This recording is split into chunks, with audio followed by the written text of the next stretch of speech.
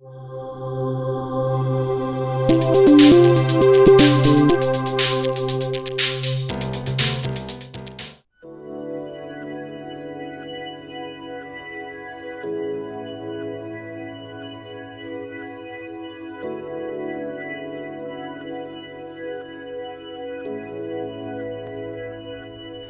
and welcome to Beneath the Surface. I'm Christian Springer.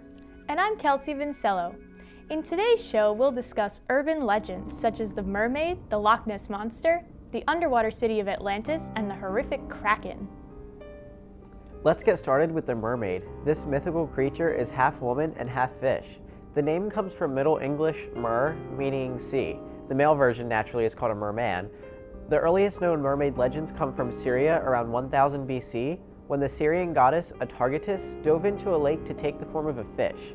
But the powers there would not allow her to give up her great beauty, so only her bottom half became a fish and she kept her top half in human form. Some scientists say that legends of the mermaid are possibly related to the manatee. Its human-like features created this theory, along with the fact that some sailors couldn't tell the difference between manatees, seals, and walruses. As of now, the mermaid has become popular in pop culture.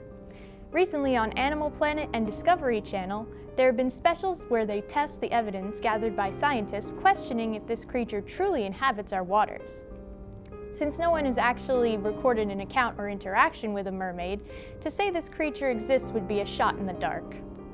Another creature that may or may not be lurking in our waters is the Loch Ness Monster. This creature has a long neck, horse-like head, humped back, darkish gray coloring, and is estimated to weigh around 2,500 pounds. It is said to have a height of around 15 to 40 feet. This unknown animal inhabits in Loch Ness in the Scottish Highlands.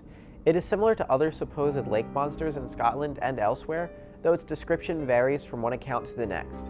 Popular interest and belief in the animal's existence has varied since it was first brought to the world's attention in 1933.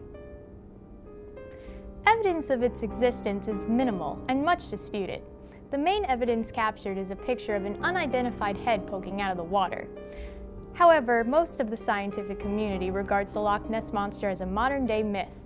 They explain off supposed sightings as misidentification of more ordinary objects, outright hoaxes, and wishful thinking. Despite this, it remains one of the most famous examples of cryptozoology. The legendary monster has even been affectionately referred to as the nickname Nessie. Now on to the legendary island of Atlantis, which was first mentioned in Plato's dialogues Timaeus and Critias. Atlantis was a naval power lying across the Pillars of Hercules that conquered many parts of Western Europe and Africa 9,000 years before a failed attempt to invade Athens, which resulted in Atlantis' sinking into the ocean. The possible existence of Atlantis is often questioned due to lack of evidence. But the most believable theory about Atlantis came from the Greek archaeologist Angelos Gallinopoulos in the late 60s. He theorized that around 1500 BCE, a massive eruption from a volcano ripped apart the island of Santorini in the Mediterranean and probably wiped out most of the civilization of the Greek islands and some regions of Greece. Angelos suggested that this disaster is what sunk Atlantis. The only thing wrong with the explanation is that Plato specifically said the city was near the Pillars of Hercules, which is thought to be nowhere near Greece.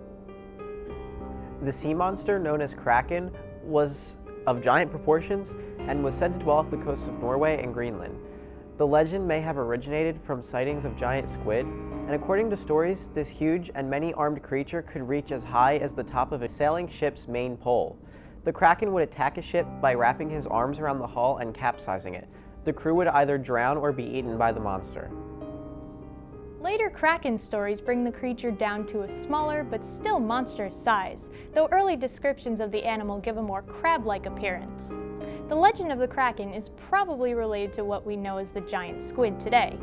While the colossal octopus might also fit the description, the squid is thought to be much more aggressive and more likely to come to the surface where it might be seen by man.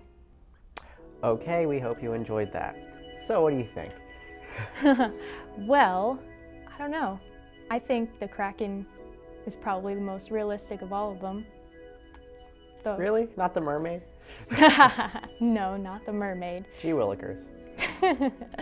That's a shame. Yeah, well, But we all have our opinions. Yes. And what do you think? I don't know. Wishful thinking. I hope the mermaid is real.